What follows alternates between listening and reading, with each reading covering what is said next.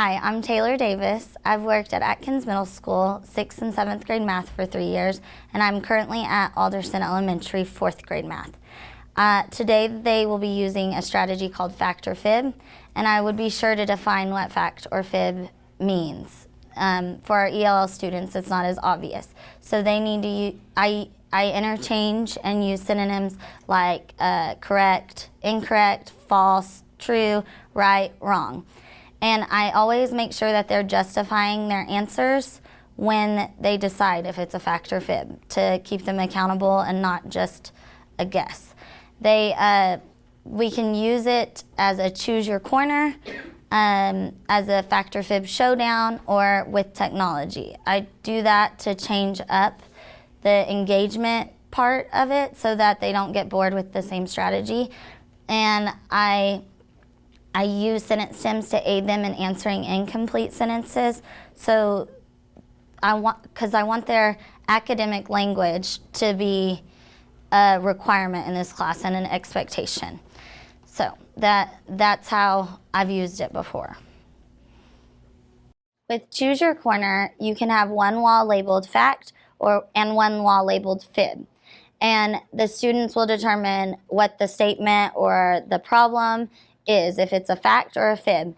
And they have to justify why they chose fact or fib for accountability purposes. And when I release them to go to their corner, they have to have something in their hand. So they have to have their justification. I usually use Post-its and a card that says fact or fib.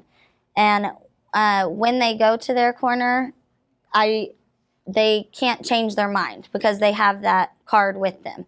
So that'll keep them accountable, and you'll know where the misconception lies. If there's if it's split 50-50, that means that I probably need to reteach that topic and really go into depth over that particular question.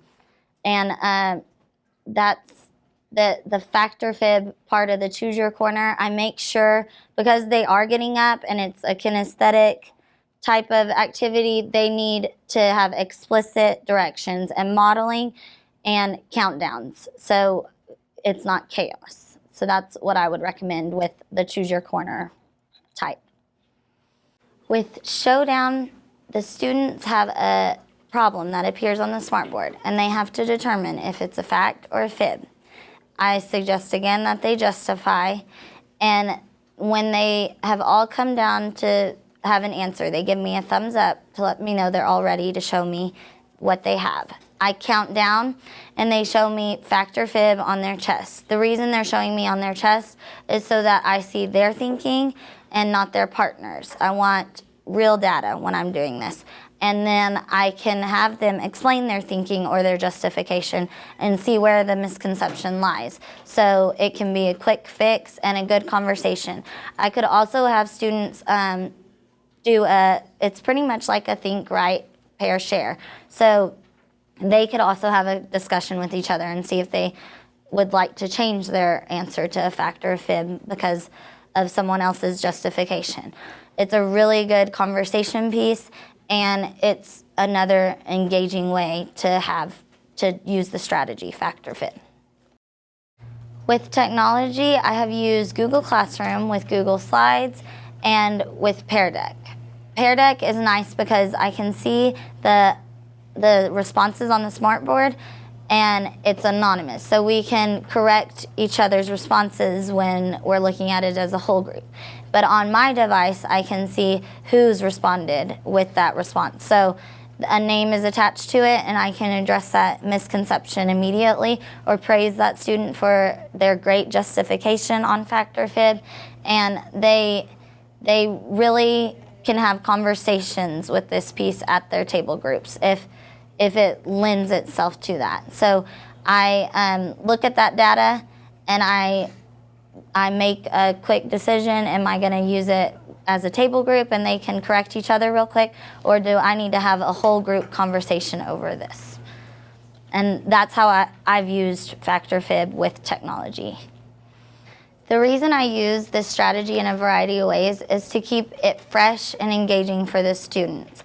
It's such a versatile strategy and can be used in any content I really like how the students end up seeing on multiple choice questions or star-like questions that they're determining between the answer choices, what's a fact and what's a fib.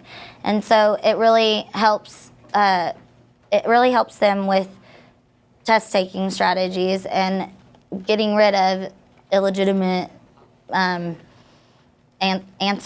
And then they also creates a culture of academic language in the class, and it's just extremely useful, and they really enjoy it. It's really one of their favorite strategies. So I hope that you can make this strategy your own with some of these tips that I've provided.